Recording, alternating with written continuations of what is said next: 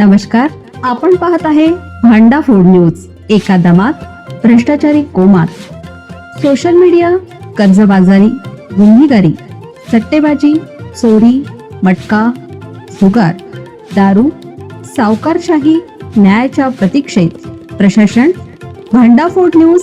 एका दमात भ्रष्टाचारी कोमात. एक निकाल आणि ओमराजेंचं राजकारण संपलं. वकिलांचा खळबळजनक दावा. बहुचर्चित पवनराजे निंबाळकर हत्या प्रकरणाचा निकाल लागला आहे. या प्रकरणातील आरोपी पद्मसिंह पाटील आणि अन्य 8 आरोपींची कोर्टाने निर्दोष मुक्तता केली आहे. सबळ पुराव्याच्या अभावी या आरोपींची निर्दोष मुक्तता करण्यात आली आहे.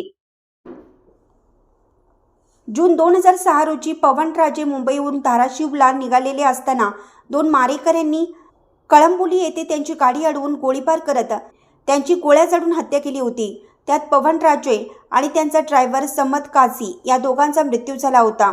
मात्र आता या प्रकरणाच्या निकालामुळे खासदार ओमराजे निंबाळकरांना मोठा धक्का बसला आहे.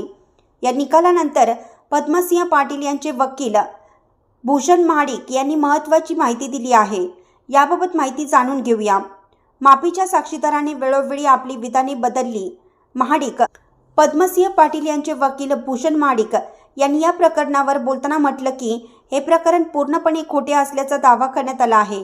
साक्षी पुराव्याच्या आधारे हे सर्व मांडण्यात आले असून खऱ्या सूत्रधारांनी यंत्रणेचा गैरवापर केल्याचा आरोपही करण्यात आला आहे. न्यायालयानेही स्पष्टपणे नमूद केलं की माफीचा साक्षीदार गोवण्यात आला असून त्याने वेळोवेळी आपली विधाने बदलली आहेत.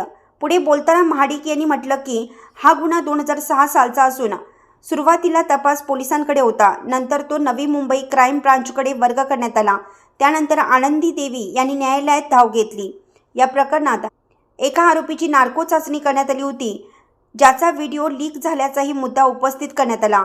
पुढे ही केस CBIकडे सोपवण्यात आली.